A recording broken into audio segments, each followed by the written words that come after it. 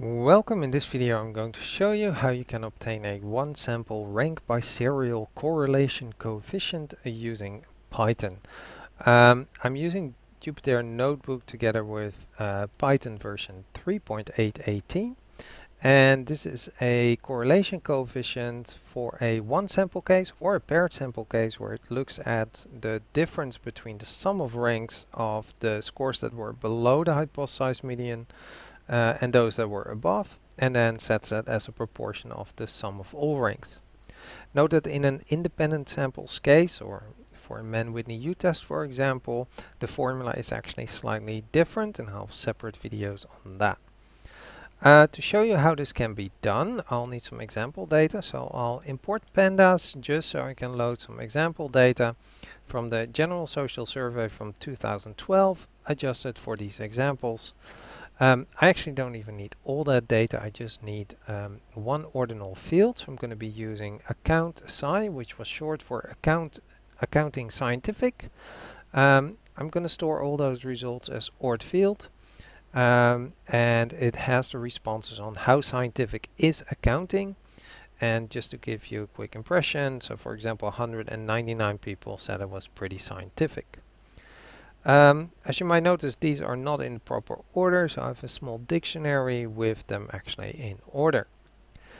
The easiest way I think is to install my library and actually just use the specific function I made for this. But if you don't want to use any libraries the hard way, then of course I'll first convert it back to a list. So I'm truly just using Python's core data types.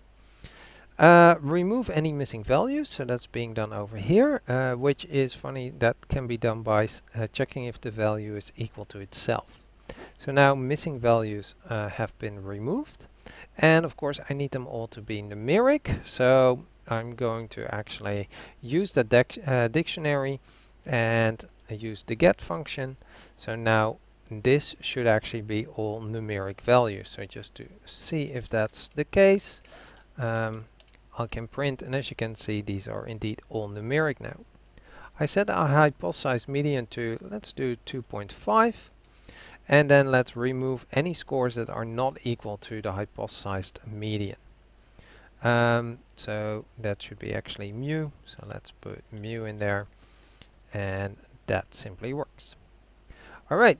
Then we need to do the ranking, and this is actually the tricky part. Unfortunately, Python core doesn't seem to have a ranking function, so we'll need to do it ourselves.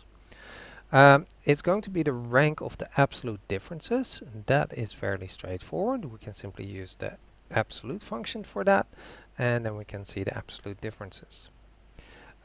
We need to see only the unique ones of these. So in this case, I can loop over and check if it's already in somewhere, and if not, I add it to my unique ones.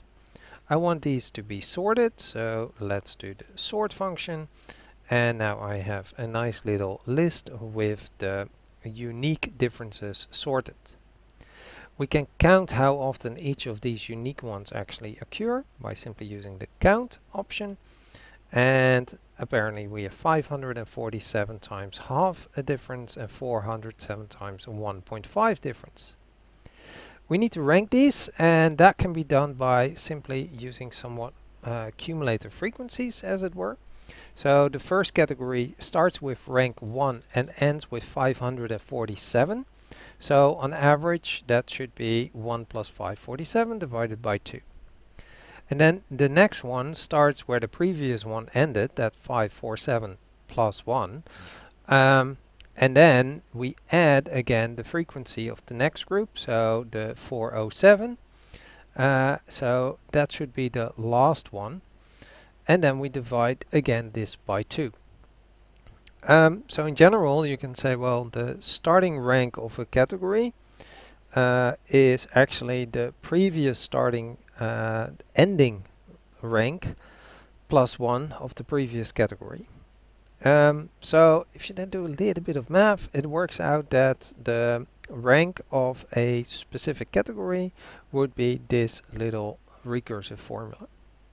I can simply use a for loop in Python to actually use this, and I get that the average rank for the first category would be 274 and for the second one 751. We also need all the unique scores in the data and sort the results. So again, we can use for the unique values 1, 2, 3, and 4. Those were the ones we have.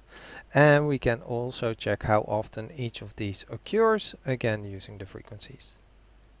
Now finally, we can use the sum of ranks, which actually goes as follows. We set our ranks that were above the hypothesized median and those that were below. We check for the unique values, how much it's different with mu, and then we take the frequency of the category and multiply it with the rank of that category.